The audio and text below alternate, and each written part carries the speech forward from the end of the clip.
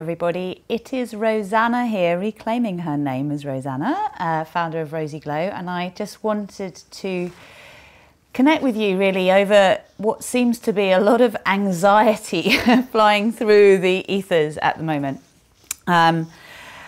If you don't know that I do new moon and full moon meditations on my Rosy Glow Facebook page, I do those, and the last time I spoke with everybody was in preparation for the full moon meditation. That was a couple of weeks ago. We're now heading towards a new moon, and I really reflect between the new moons and the full moons as to what's been going on. Now, from about 4 or 5 days prior to the last full moon, which was nearly 2 weeks ago, so we're talking about 3 weeks ago, I started to really feel waves of anxiety starting to rise through me in a way that I'm really not used to. And it took me a while to realize that this wasn't necessarily my own anxiety, but it was actually sort of collective anxiety that is being picked up on. And I'm wanting to make this video really for those of you who might be completely new to energy work, but also for those of you who maybe have done some coaching work with me or come to my yoga classes and are challenged to be able to find your center and groundedness through the tools that you currently have through these changing times. And that's why I wanted to talk about riding the winds of change, or spreading your wings and riding the winds of change, because that's what we're all being called to do. The next new moon is in Taurus, and that's in a few days' time on the 15th of May. And really, it's all about embracing change. It's about creating this inner stability that means that whatever comes your way, you know that you can cope. So I just want to give you some building blocks here to support you through whatever you might be experiencing, because I even had a night a couple of nights ago where I woke up at 4 a.m. with a lot of anxiety about some personal things going on in my life, which is very, very unusual for me to experience this now. But it was about things that were beyond my control. It was about things that other people in the end, the decisions they made and the actions they took, the impact that would have on me, and where I draw the line between sort of knowing that I can step away and save myself, or holding a bigger space and trusting that whatever happens, I have a responsibility towards this situation. And even if I end up in a position that is supposedly damaging to me, I will have the resources to be able to move through it. And I think this is one of the things that's causing anxiety for people at the moment, is this almost a choice we're all making between sort of the protecting the self, the ego, the sense of survival, and actually thinking more in unified consciousness and thinking what's best for the highest good of all. So this is this little journey, this place within that we go to evolve beyond fear-based programming. And that is what's in the subconscious. That's what's in the collective subconscious, is a lot of fear-based programming. So we've been taught to believe that it's survival of the fittest that is how we have evolved. But actually, when you look at it, it's really about those who have adapted, that have been able to adapt through changing times, that are the species that have then been able to progress and evolve. And this is where we're at, is really being able to think, okay, change is happening. It's happening every which way. So how can I fortify myself for change? And I would encourage you first and foremost to look at what you are putting in your body and on your body. Like, you can do all the energy work in the world, but if you're not actually looking after yourself by recognizing that lots of sugar, lots of caffeine, lots of carbohydrates, lots of, synthetic sweeteners and free from ranges and processed foods is just going to mess you up. The same with what you're putting on your body as well, and anything that's synthetic is going to mess with your endocrine system, and it's going to further garble you. So I'm encouraging you to make some choices that are going to support you to feel grounded and stable. So for you, what foods make you feel grounded and stable? Explore this, look at it. What changes can you make in your environment so that you can feel as safe and as grounded as possible within your home space? This is really important. And often this is about about boundaries, okay? This is about you being able to speak up for yourself and what is important for you in order to thrive, and then how can you also meet the needs of the others around you to support them to thrive. But you can't sacrifice yourself in order to support someone else to thrive, because that is not a healthy precedent to actually set. So another thing that's coming up at the moment in this collective anxiety soup is this sort of choice we seem to be making between suppressing our own feelings and thoughts and actions to keep other people happy, and actually speaking up for ourselves and saying, well, no, I'm really not comfortable with this. This doesn't work for me. I don't feel safe in this. This actually is a bit too far out of where I'm happy to go. And we each need to recognise that we don't need to apologise for our comfort zone and the edge of our comfort zone. Yes, sure, everything that we are seeking is just outside of our comfort zone in terms of the things that aren't in our lives currently. If we want to reach beyond what is normal and what is like our standard life, and we want to expand ourselves, then we are going to need to step out of our comfort zone. But there's a point at which you step out so far that actually it's so terrifying it shuts you down. So finding your sweet edge is really important, and being willing to negotiate there. So this is part of eating well, is it will help you to be less emotional in your reactions, and be able to respond more from a place that is thinking about what's for the highest good of all, for yourself first and then for others. So in any situation, ask yourself, what do I need here in order to feel safe? And usually it's reassurance that everything's going to be okay. And often we look for that reassurance outside of ourselves. We look for it from doctors, we look for it from government institutions, we look for it from all sorts of people that we give our power away to. You know, mentors, teachers, coaches. Like it's very easy, therapists, for us to look outside of ourselves for the confirmation that we really need to find inside of ourselves. So this is where, again, when I find myself really feeling out of my depth in terms of comfort and safety, coming back to just breathing into my heart and asking the question, what is real here? What is true here beyond all illusion?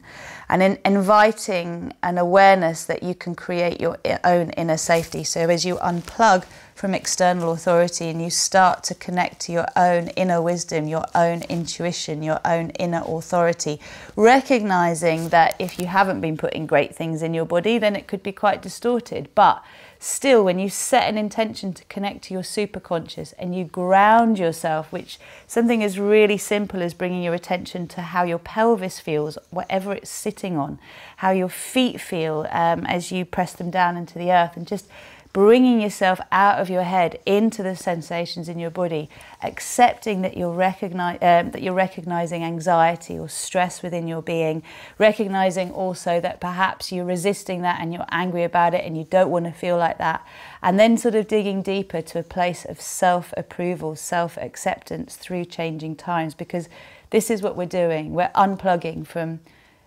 allowing outside forces to make us feel safe, and remembering that's an illusion, because we can't really rely on anything externally. It's an internal job. When you create safety inside of you, you start to see it mirrored around you. You start to see that even if a circumstance has occurred that is frightening, that as you ground and you center yourself and you call in the support that's available, which is your higher self, your innate guidance, and you know, whatever support network is around you, both physical and non-physical, then miracles can start to happen.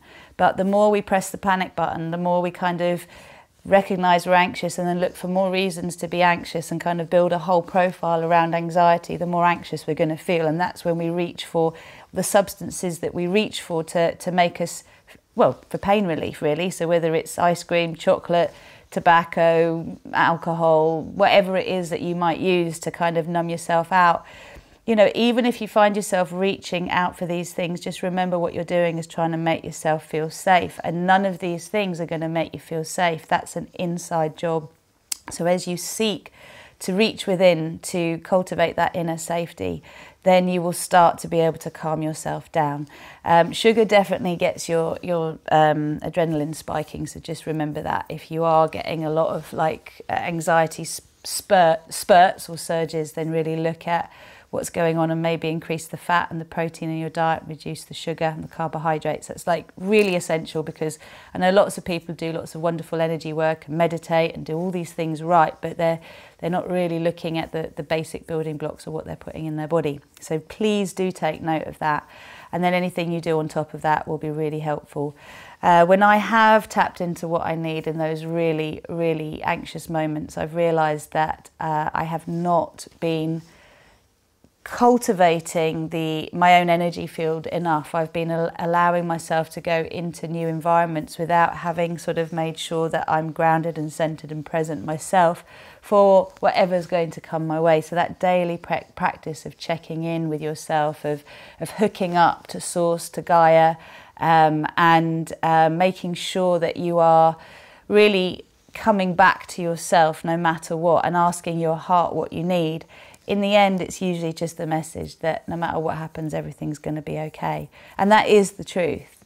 So long out breaths will lead you there, and being patient with yourself. But again, this whole thing about asserting boundaries, as I mentioned, is quite important, because we are being antagonized towards growth. We're being antagonized to step out of our uncomfortable comfort zone.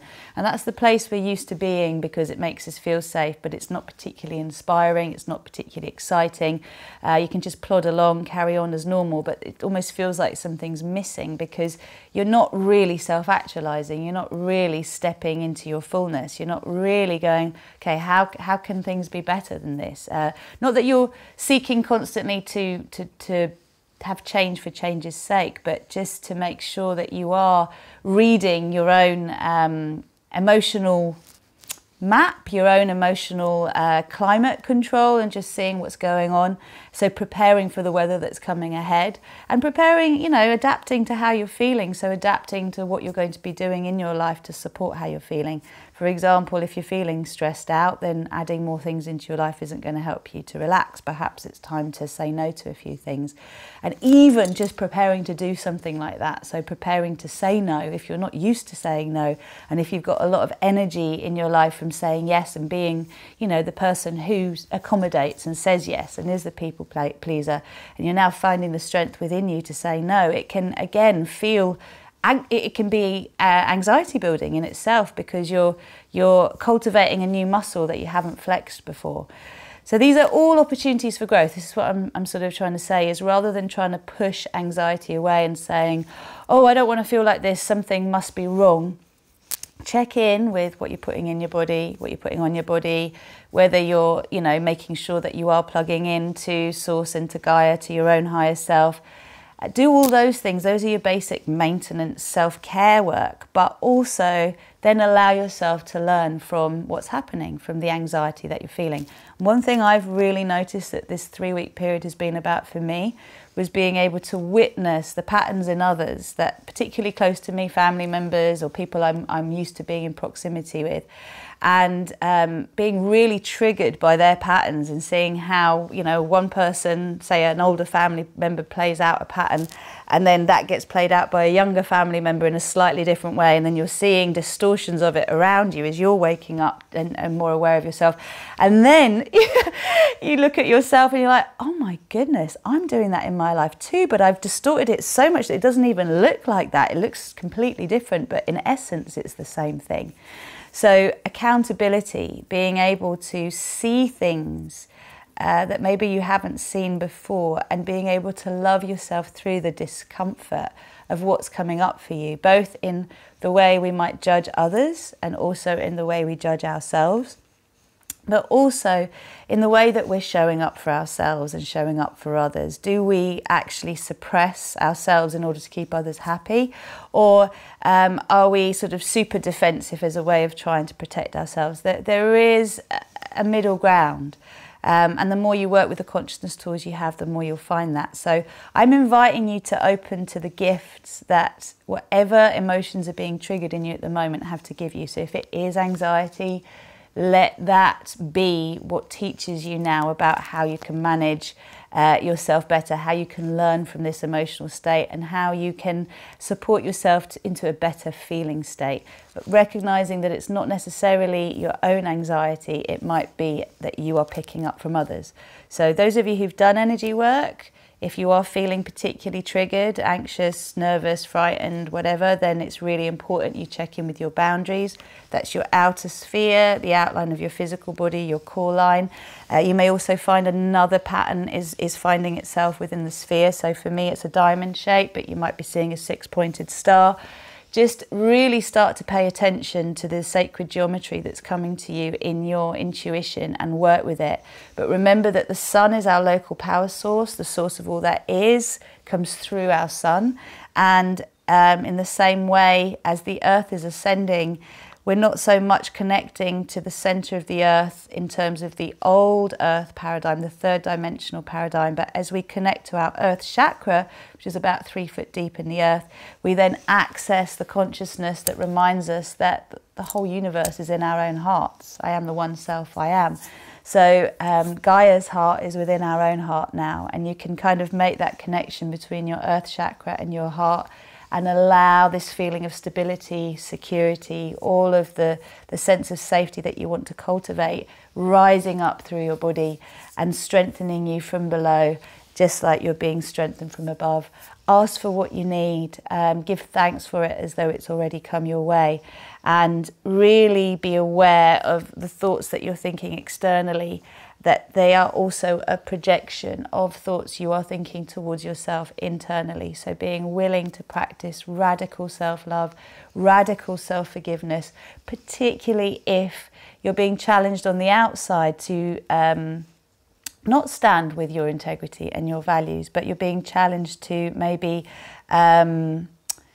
uphold someone else's idea of what's right rather than your own. By all means, challenge your own personal view and perception of the situation, and also challenge theirs, and be willing to be flexible, but find out where your hard edges are, and hold true to them. You know, once you've questioned them, hold true to them, because this is you being in integrity with yourself. This is your own inner masculine doing its work so that your inner feminine can stay soft and focused in the heart. But we need someone to be doing the sort of outer work, and that's an aspect of ourselves. So this is a time to negotiate. This is a time to hear all sides. This is a time to state your truth without apologizing for it. And it's also a time to call out emotional manipulation and bullshit when you see it, both in yourself and other people. But, you know, you don't have to be unkind about it. We can see truth. We can see beyond the layers of illusion and be kind. So that's my final sort of offering to you, is this idea of being kind to yourself and to others, whatever is going on, being able to accept your own shadow, your own light, and the shadow and the light of others, but like choosing to step back from attacking with words, thoughts, emotions, deeds, actions, and just asking that question, what do I need to feel safe, to feel heard here? What do I need in order to be my own inner authority and security? And what that is will change from time to time, you know? I've had to stand up to family members, I've had to stand up to friends, I've had to look to back out of things that I then didn't back out of because it would have let someone else down. And then I've had to also state when something's just too much for me and I'm not in a position to do it. So this is showing up for yourself rather than running yourself ragged to try and make sure that you know, uphold whatever anyone else's idea of you should be. Like, this is all about coming back to self-care. So this anxiety lark, you know, think about anxiety and excitement as two ends of the same spectrum. So we're feeling anxiety because the winds of change are blowing. But this can either take us into a spiral of doom and fear, or we can allow it to help us to rise up and to rise into a space of celebrating change and getting excited about what this is going to bring forward for us. Being willing to let people go that we've outgrown, being willing to let circumstances and situations and habits go that we've outgrown with grace and with ease. but also recognizing that we don't have to be self-flagellating and like beating ourselves up about this, that we go towards our own inspiration, and that will motivate us to be able to make those changes more easily. And you know, one person's medicine is another person's poison. It changes moment to moment. Something could be serving you 1 minute and no longer serving you in the next. So be adaptable, be willing to change, to challenge your own perceptions, to listen and to be heard. And in so doing, to open your heart to the miracles that await each of us, that are willing to spread our wings and ride the storm, rather than be flapping about and being blown about by the winds of change. So spread your wings. You're a butterfly. We all are. Let's ride this beautiful, magnificent shift on planet Earth together. I'll leave it there. Namaste. Oh, by the way, sorry, before I forget, if you want to join me for my new moon co-creation this month, it will be going on Tuesday, the 15th of May at 1 p.m. on the Rosy Glow Facebook page. So I hope to see you there. I always recommend you have a crystal that you want to program, a notebook to write things down, so a pen as well. And if you are into cacao, ceremonial grade cacao, you may well want to make yourself a cup of cacao, perhaps drink it beforehand with the intention of connecting to the new moon frequencies. And I will see you at 1 o'clock on Tuesday. Loads of love. Please do share this with anybody that you feel could do with hearing it. And please subscribe to my YouTube channel. It's a work in progress, so we're building it together. Thank you. Namaste.